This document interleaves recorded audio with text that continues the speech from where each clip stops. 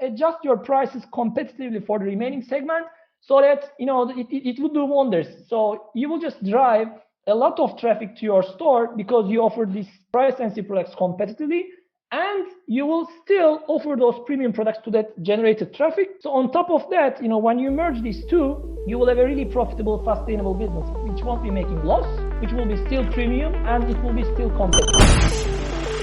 Growing a business requires a holistic approach that extends beyond sales and marketing. This approach needs alignment among people, processes, and technologies.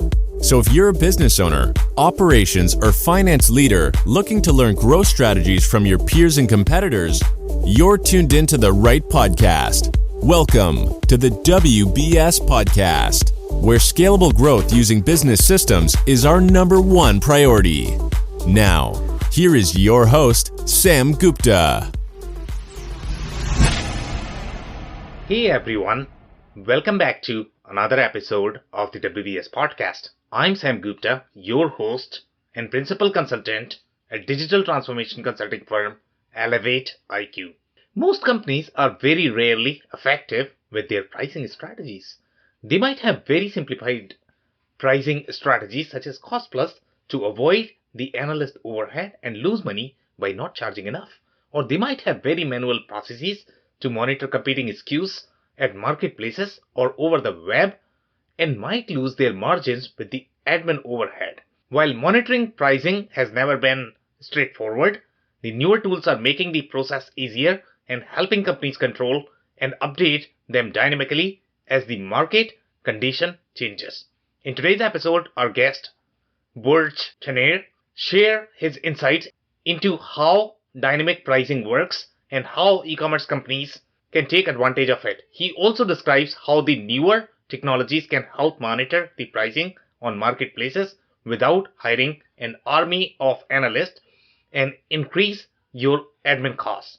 Finally, he describes the nuances of dynamic pricing such as SKU segmentation based on price sensitivity and aligning the pricing strategies based on their sensitivity. Let me introduce Burc to you. Burc is the co-founder and CEO of PriceSync, a price tracking and dynamic pricing engine helping e-commerce businesses compete better while improving profitability at the same time. With his 7 years of expertise in the e-commerce industry, Burc has been and continues to be a keynote speaker in various industry events. He holds a BS in Industrial Engineering from Bogazici University. With that, let's get to the conversation. Hey Burc, welcome to the show. Yeah, thanks for having me, Sam. Great to be here. And it's going to be so exciting to dig into your background, your passion for pricing. It's always fascinating. You can do so much with pricing, and obviously that's going to have real impact on the bottom line, and that's what our listeners care for. Just to kick things off, do you want to start with your personal story and your current focus? Yeah, sure. I would add basically like improving the bottom line to what you just said. So it improves top line, but also at the same time the bottom line. Of course. Maybe referring to my story. So I have been always a maths-driven guy. So I always like numbers and stuff. Okay. And basically that's directly or indirectly like brought me to the world of pricing, numbers, and all this stuff. But the real driver for me to start this business with my colleagues was that I observed that financial teams in the e-commerce space were actually wasting tons of time on manually crunching competitive data, basically referring to like competitor prices. So I have seen like financial people literally spending, or maybe better way to put it, wasting tons of time on opening up different competitor web shops on Google Chrome or different browsers, copying and pasting all those different pricing points, and then actually generating their lovely Excel files where they have their own markups, own costs, own prices. Yeah. So I have observed that this is actually a terribly manual process conducted by really smart financial folks in those teams. So I really came up with the idea of really automating this data collection bit for financial people so that they would eventually end up with what they really need. So the data that they can crunch on. So this was actually the way we really started back in 2013 with the idea of providing competitor price tracking services for e-commerce companies. That's amazing. And that's going to be a fascinating story because obviously the admin effort that is required in tracking these prices for your competitors. And obviously you want to know that because that's how you are going to improve your contribution margin. Okay. So we have one of the standard questions that we ask every single guest before we dig deeper into the pricing strategies and the insights that you gathered from the market. So the question is going to be first, what is your perspective on business growth? What does growth mean to you? I think I would have answered this question a little differently like 3 years or maybe even 5 years ago, because I was literally a hardcore entrepreneur, really diving things deep and actually just hustling without really that much of an analytical planning framework. But I think at the moment I really started to rely more and more on analytical approaches where planning really comes before really execution. So I still see this in the market quite a lot with startups, small and medium-sized businesses, where they actually just come up with some ideas and without really planning this ahead, they just get started with execution. So I cannot really emphasize the importance of planning enough actually as of today. And by planning, I'm basically referring to a methodology where you really break down whatever you would execute upon as a process, which consists of certain steps, repetitive steps ideally, because this really helps, if we bring things to the context of growth, this really helps you to automate afterwards, because, you initially begin with primitive, repetitive actions to really drive whatever grows your business.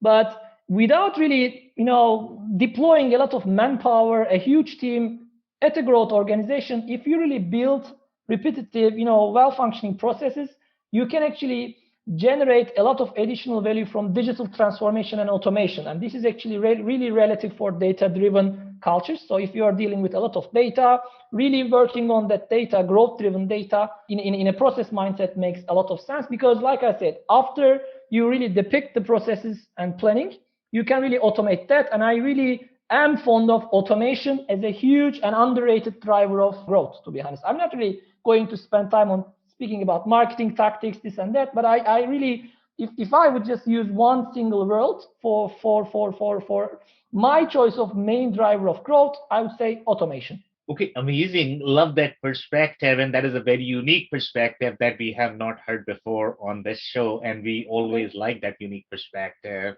Okay, so let's dig into your stories. And obviously, when you are working with these customers, since you are taking a very data-driven approach, I can almost guarantee that you are going to find a lot of compelling insights in terms of the pricing mistakes that they might be making right now.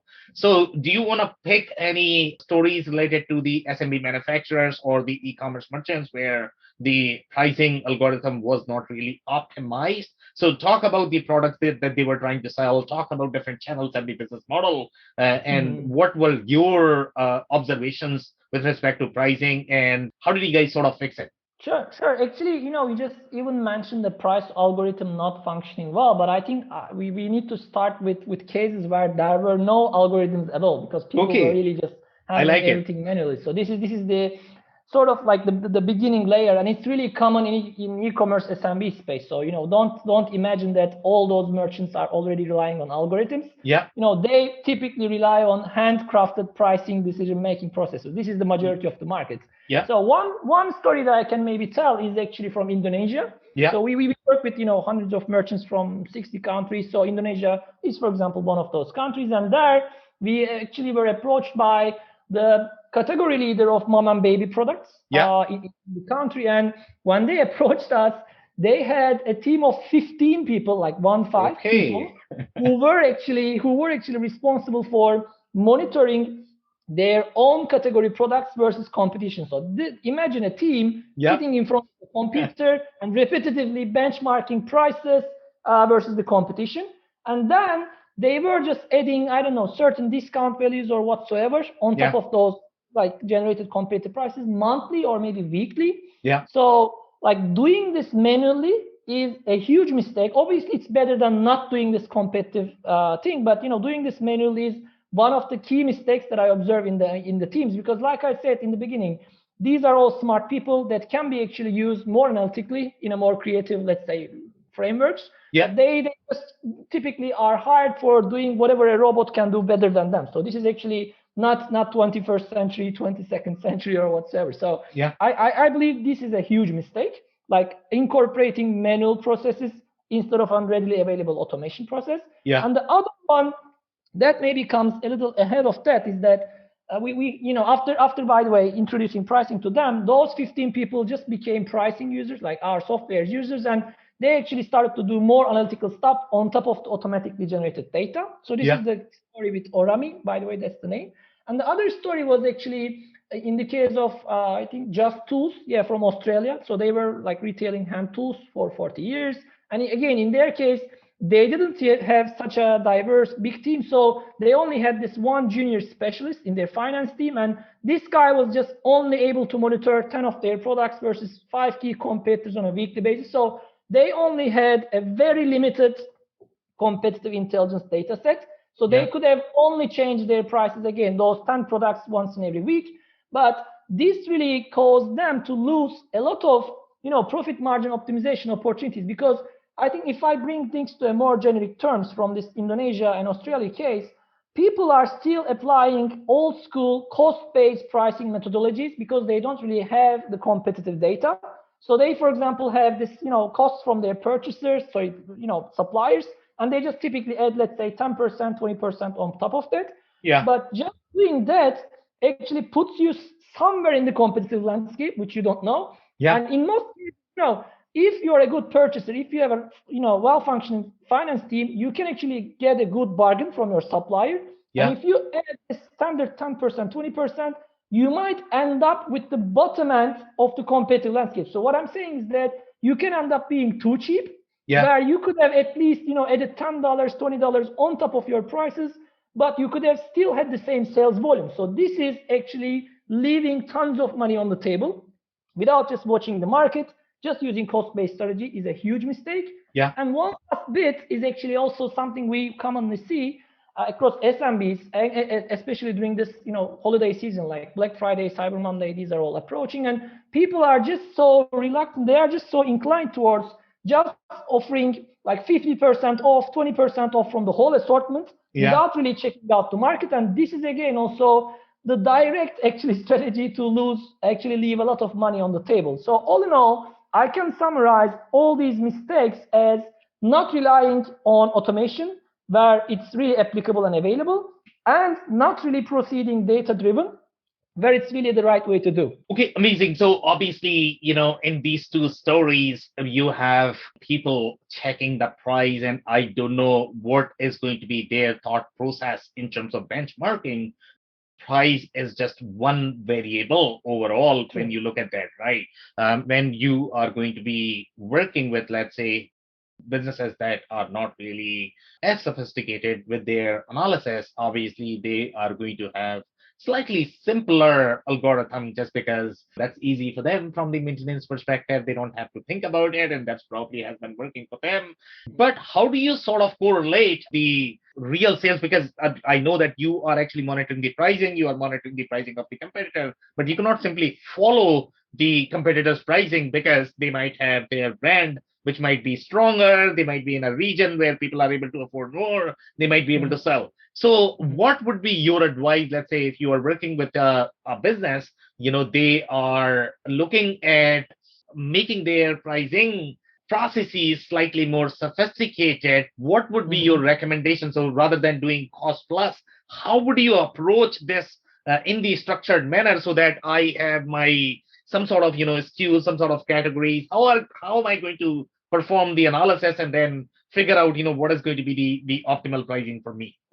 Sure. Good question. So I think that the easiest way to take a step ahead from cost-based strategy is actually incorporating this with market-based pricing. So what we typically advise to our clients is that they should always obviously incorporate cost as an element to pricing, because nobody wants to make losses from each and every sale just for the sake of being competitive. But we actually help them to identify those sweet spots where they can still be competitive but also desirably profitable. So just actually ending up with those price points by setting parametric pricing rules via such algorithms is actually the best first step.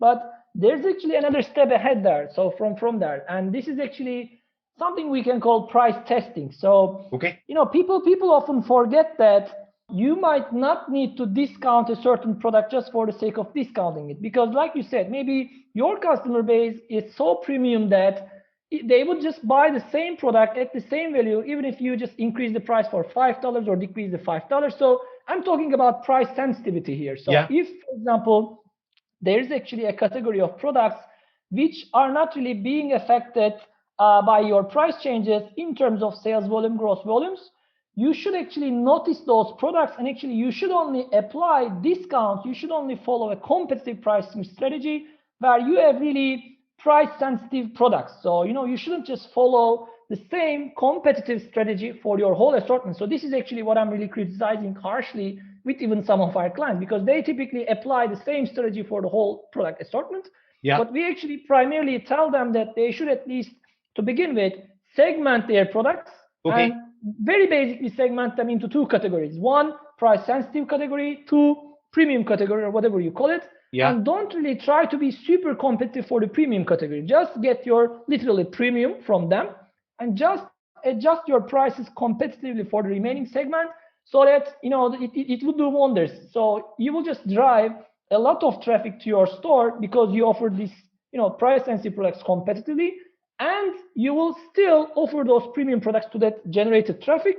So on top of that, when you merge these two, you will have a really profitable, sustainable business, which won't be making loss, which will be still premium, and it will be still competitive. So let's talk about the SKU analysis. So you mentioned the price sensitivity, right? So in case of price sensitivity, and when we look at some of these either sales and operations consultant or the inventory consultants, right? They typically plan the inventory in a specific manner.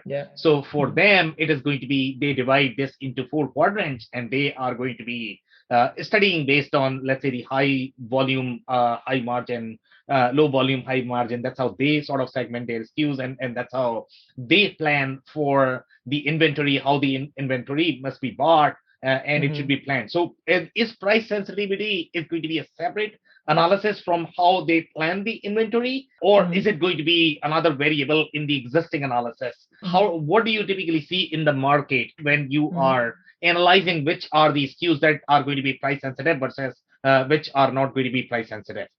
Sure. I think the products that can be easily found across the market, like from very different merchants, are the ones which are really price sensitive. Because if you give the easiness to the consumer to just Google for a product and end up with tens of different offers, you cannot really claim to be premium. So you cannot really convince that consumer to just buy from you just for, I don't know, for whatever reason. But if you sort of stock somewhat like premium, more niche products, obviously have less direct competition, so that you can sort of charge that additional premium, because you won't really have apple to apple comparison in the eyes of consumers. So they won't be able to, visit your website, copy the product name, Google, and end up with a better option.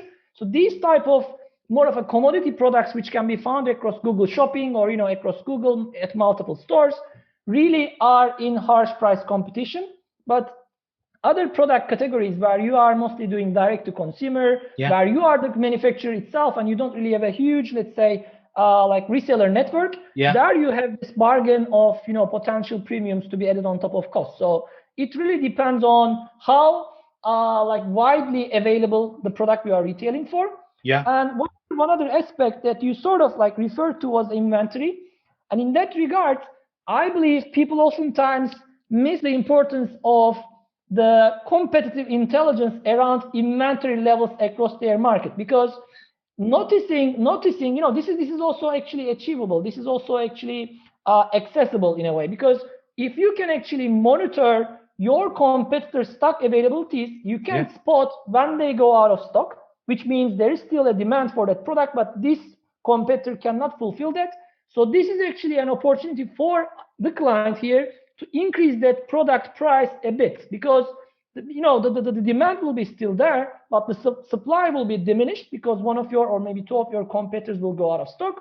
So this is actually also one key aspect of pricing optimization. So inventory levels of your competitors are also quite actually like tied to your pricing optimization game.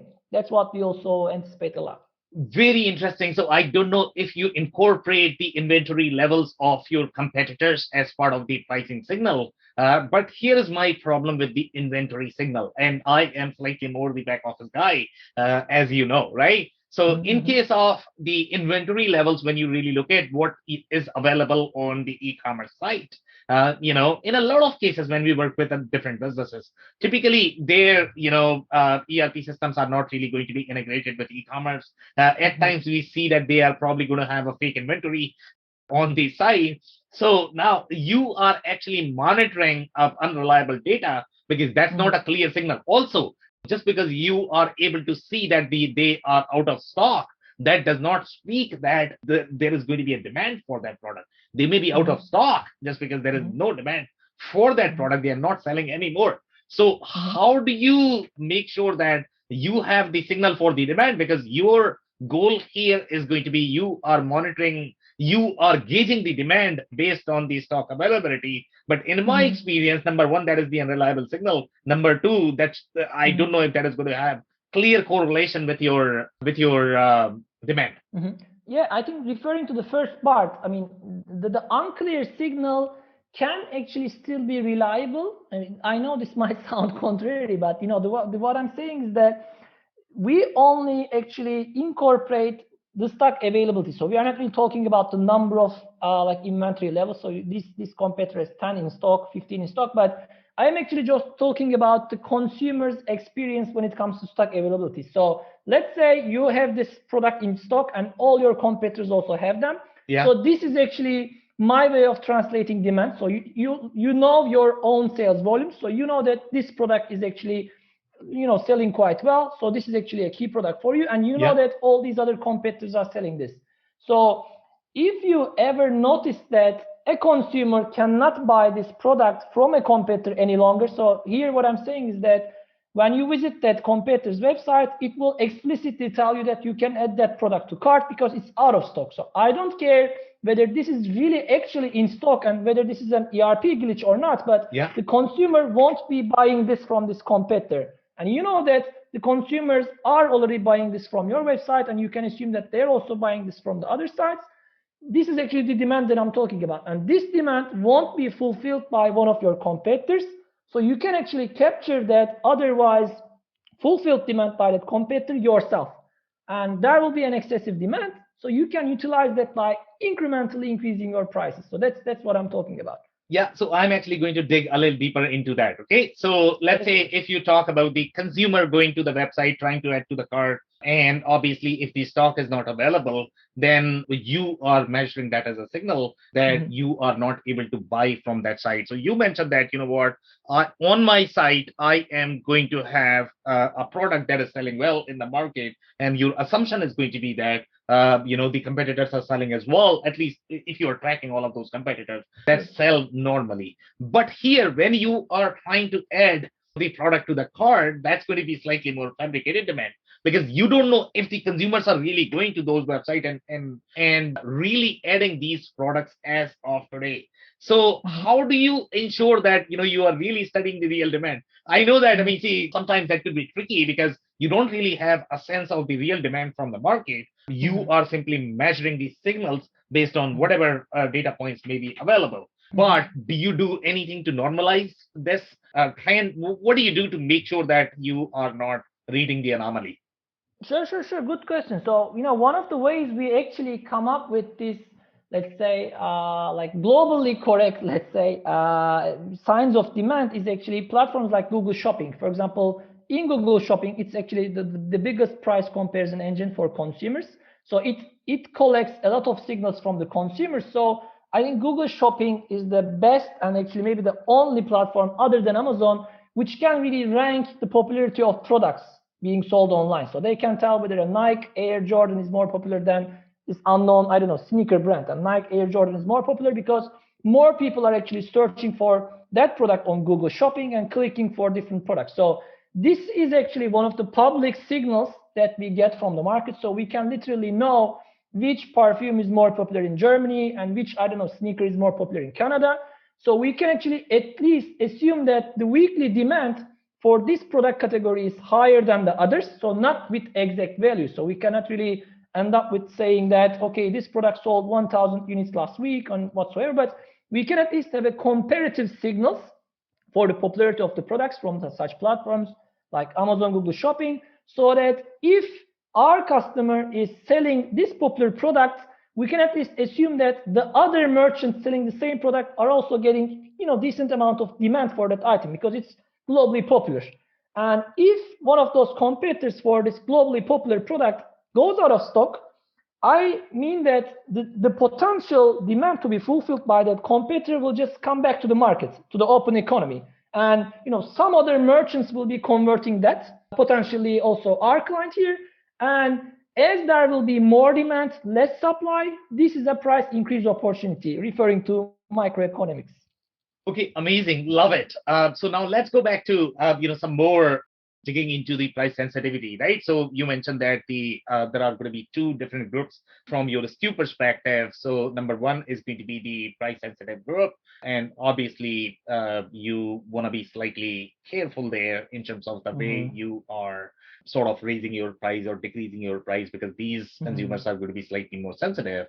And then you have your premium category, and obviously you want to command your premium the way you deserve, because not a lot of competitors are there which are really selling the premium category. But when we look at the price sensitivity of different customer groups, I mean, they are all going to have different price sensitivity, even if they are going to buy the same product. So we have, different segmentation here. Number one is going to be, let's say you are selling through Amazon, you are selling through Walmart. These are going to be some of your channels. Then you could be selling through your website. You could be selling through your Google Shopping. And then you might have your dealers and distributors. So all of these are going to have very different price sensitivity. The same product that you might be selling on Amazon for, let's say, $5, but when you are going to go to your dealer, maybe you are selling for $3.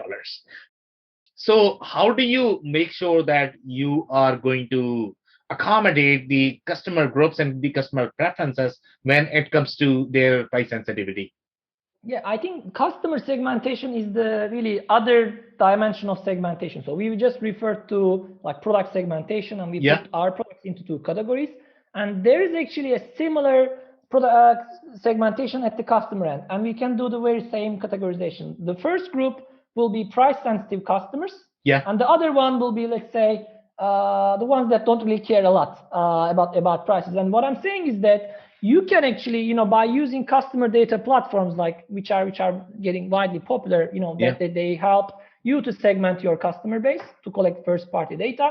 So depending on the purchase behaviors of your customers, you can actually put them into these two categories. So if one of those, let's say, customers from your customer base is typically converting and buying products from you when this product is discounted, I mean, this signals that this person is really price sensitive because they only buy from the discounted price. But let's also imagine another customer profile which really converts from you whenever they like, so they don't really care about discounts and they really always pay the full price. They don't really buy much when it's out of when in discount, but they just convert whenever they like. And you can put this person into the other category. And what we see in the market is actually twofold. So people are either applying discounts for both consumer bases, but they are doing the email marketing, for example, for only the price sensitive segment. So they are actually just shouting their discounts for the ones who care, and they don't really shout this to the other guys who would still pay the full price because they don't really want to leave money on the table again for that segment, because this person will still pay 100. So why don't I market the product for $90 to him? He doesn't care. So they actually make the discount for the whole customer base, but they only market this to the price sensitive segment. And the other way to approach this is actually maybe more strategic. So they keep the price at full for both, but they offer personalized discounts like gift cards, personalized discounts, like I said, gifts to the price sensitive segment, again via email marketing. So they actually just send a particular email to the 50% of their email audience saying that if you go to our website, apply this code unique to you, you will have $10 of discounts, for example. So this really helps them, again, at the end of the day, not leaving money on the table. So this really helps you to just focus on discounting the right segment of your customers instead of your whole actually segment. This is actually the same for the products. So don't apply discounts to all your products, to the ones that really matters. So same thing applies to the consumer base. Communicate your discounts just to the right audience, not to all of it. Okay, amazing. So let's talk about your platform. So I don't know how much automation can you really do. So let's say if anybody is, and I don't know if there are any comparable platforms in the market that might be doing similar things. Maybe you could talk, about the landscape as well. But let's say if I am the manufacturing executive or the CFO, and obviously I want my money on my table, not on anybody else's table. Okay, so that's my goal. So let's say if I want to start with this analysis journey and I want to see if I may be leaving some money on the table. So let's say if I engage with you, what would you need from my perspective to be able to analyze whether I may have any deficiency in the way I am pricing? So, and once, let's say, I'm pretty sure you are probably going to require some sort of SKUs, and you are going to, take those SKUs. And I don't know if the SKU numbers that I am going to have in my system, you will be able to translate them into the. So, how does the process work? And let's say if we want to sort of translate this insight from the market perspective. Sure. So just like you said, you're absolutely correct. So we primarily need the product assortment of our clients. So like SKUs, like you said, the barcodes of the products. And after that, the competitive intelligence just runs itself, and we gather all the similar or the same listings online. So we start doing the benchmarking, like this is your price for the same product and this is the competitor price. So you initially primarily get competitive intelligence bit, where you can see which of your products are cheapest in the market, which of them are above average, and so on. So this analytical capability really starts working. But more actionably, we have a dynamic pricing engine where you can incorporate certain smart price rules, as we call them, and you can say things like, I want to be, for this particular category of products or for this particular brand, I want to be 5% cheaper than the cheapest of my competition, as long as I have at least $10 of profitability, or maybe 10% profitability. So according to these rules that you can configure, we then utilize all that product level competitive intelligence gathered, and we recommend you a new price point for each and every SKU in our assortment. And thanks to e-commerce integrations, we can then automatically change this new price point from the old one 4 times a day. So instead of really crunching the dots, like I just said in the very beginning, so instead of those financial people going after all the competitor web shops, collecting all the data into an Excel file and coming up with new prices weekly via Excel formulas, we typically do everything automatically end to end in a web dashboard. Instead of really collecting the data, coming up with prices, we basically come up with those price points automatically. Okay, amazing. So obviously here the fundamental assumption is going to be that the SKUs or the product assortment that I am providing, that is going to be available publicly. For the most part, if I look at Amazon, Google Shopping, the SKU number is going to be available. So I am actually going to, let's say, provide you the product assortment from my e-commerce portal, because you care for the SKUs that are publicly exposed as opposed to the SKUs that are going to be internally utilized, right? So let's say if I give you that, I don't know if there is going to be another assumption that you should be always listed on the marketplaces. Otherwise, this insight is not going to work. So, and the other question I'm going to have for you is, do you always have the SKUs when you are working with these marketplaces, or can you have some product categories where the SKUs are not really required and these companies are not really providing the SKUs on the marketplaces? Is the SKU always the barrier for you? Yeah, we actually make this joke internally, like avocados and bananas. So avocados and bananas don't have SKU codes, for example. And if you are, for example, involved in groceries, FMCG, on similar likes of this, so not every product really have barcodes. You just said it right.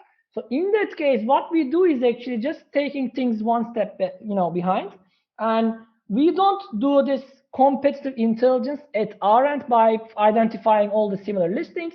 But our users basically configure their pricing account themselves, and then we run the competitive intelligence. What I'm saying is that they actually do the very first part of identifying all the competitor listings online. So they just actually generate a master file kind of thing where they say, okay, this is my listing, and I just Googled, and this is the competitor's listing, A to A match for my product.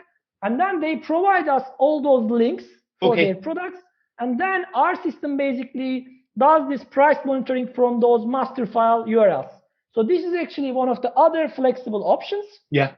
Not the super popular way of doing things, but when we really encounter such a client, we don't really like to turn them down, and we just offer them this type of service where we sort of like share the workload. So they do the initial setup, and then we then run the engines and do the automation. Yeah. But at the end of the day, short answer is that yes, it's still compatible. Okay, very interesting. So when you are identifying these URLs, are there any limitations in terms of, how many URLs you need to, mine from these sites? And let's say if you are going to have, let's say, a manufacturer that is not really selling across the marketplaces, can you do anything for them, or it's not going to be possible because they are not really present on marketplaces?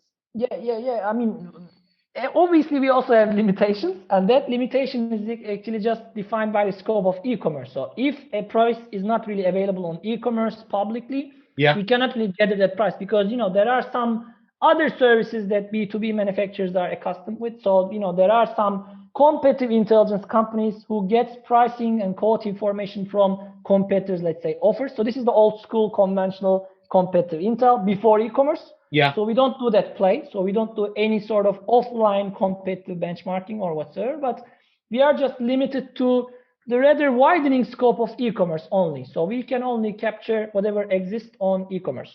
Okay, so let's talk about some of the red flags that your customers, or I would say the frequently asked questions. So let's say you have worked with a lot of different customers, and let's say you have set up everything. What is the primary objection that you get from your customers when you are working with them?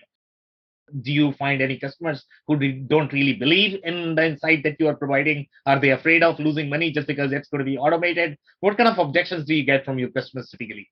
Yeah, I think I can just tell one primary one. So people typically think that competitive pricing will just end them up in a race to the bottom. So they will benchmark their prices versus competition. They will just discount, and then they will end up with a race to the bottom. But I like really strongly object to that if I am just involved in the sales pitch and sales conversation. But this is the same thing holds for our sales team. So we mostly help people to make more money out of our software by increasing their prices rather than discounting. And this actually comes into play where they have a certain supplier relationship, which helps them to supply a certain product category way cheaper than their competitors. So let's say you buy the same stuff for $40, whereas your competition is buying it for $50.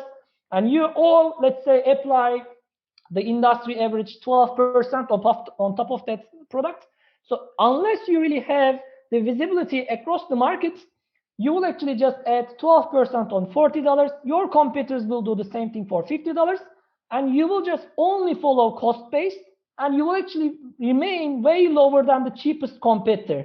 And this actually brings us a lot of room for price increase opportunities. So even if you increase your prices by $5, $7, your sales volumes won't differ because you will still be the cheapest. You will still attract that same demand that just comes to you because you are the cheapest. So this is actually the most powerful use case where our repricing engine helps our clients to improve their top line. So they just improve their sales volumes, etc. But at the same time, help them with profitability. So it also improves their bottom line. So I typically object them and tell them that we are going to mostly increasing their prices instead of decreasing them. And when they hear that, the rest is quite straightforward. Yeah, so I am going to have one more question overall in terms of how you are analyzing these prices. And if I look at from my consumer perspective, let's say if I'm looking at if I'm trying to buy anything, then typically I am going to be thinking at a lot of different factors. It's not going to be just price. Price is obviously it has a lot of different components. Sure.